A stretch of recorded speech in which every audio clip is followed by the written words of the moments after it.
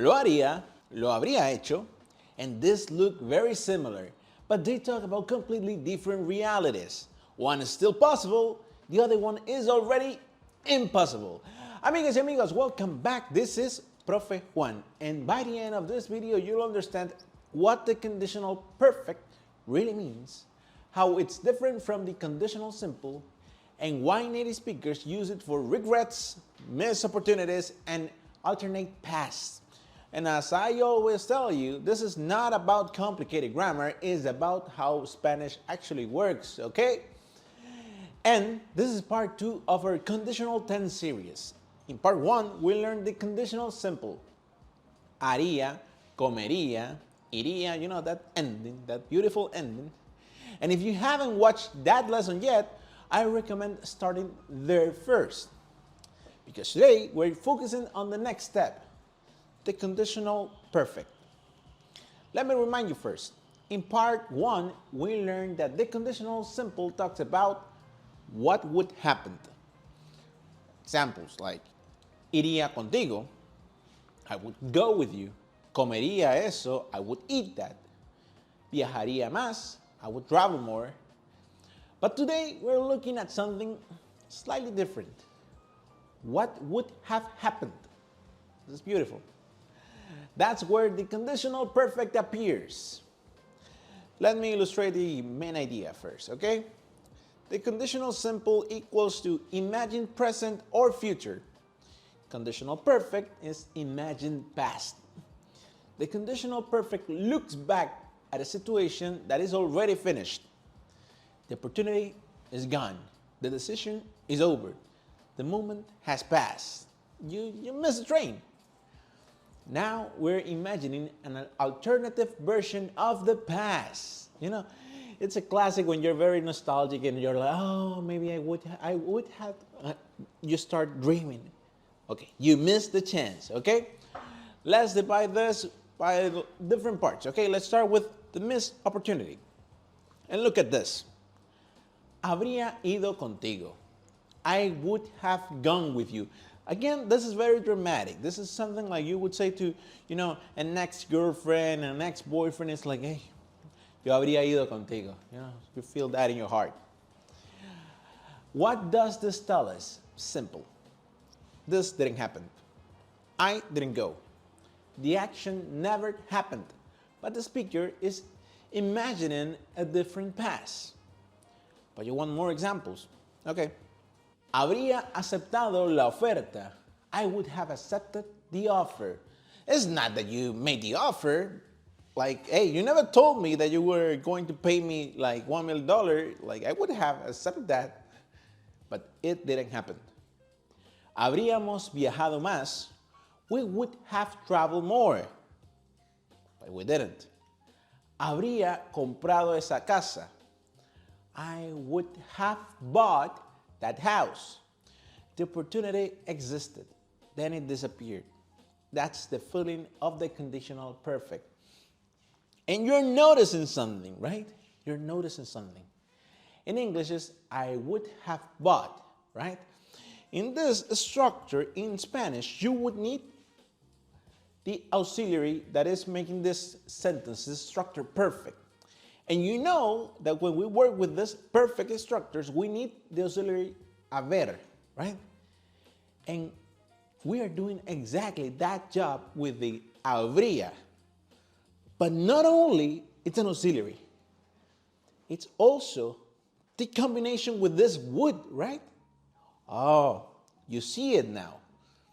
I would have becomes habría. Then, as always, you have a past participle. In this case, bought. In Spanish, comprado. It's beautiful, isn't it? So you have the auxiliary combining the would in habría.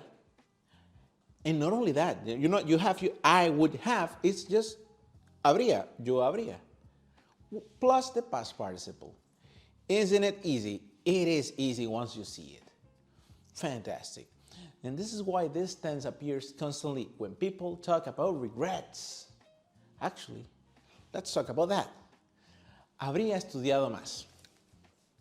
This is the classic sentence when you fail an exam and you're like, uff, habría estudiado más. I would have studied more if I knew el examen era tan difícil. This is a classic one. The speaker wishes the past had been different. But you want more examples. Habría llegado antes. I would have arrived earlier. And again, look at the structure. You have the verb haber as the auxiliary, in this case, in the conditional simple, right? Habría. This habría is giving you the information of I would have. Then we have the participle. Habría llegado, comido, bebido, corrido, blah, blah, blah. Antes. Another example. Habría dormido más. I would have slept more. Habría dormido más. Habríamos tomado otra decisión. We would have made a different decision. So, depending on the pronoun, yo, tú, él, we're gonna change the auxiliary, right? The conjugation of this haber. Habría, yo habría, tú habrías, él habría, nosotros habríamos, etc., etc., etc. The event, any event with this structure is finished. It's done. But the speaker keeps imagining another version of what happened. But now let's compare this with the conditional simple, because I mentioned this. You have the verb haber conjugated in the conditional simple. So what's the difference? This is where the difference becomes obvious. Look at this.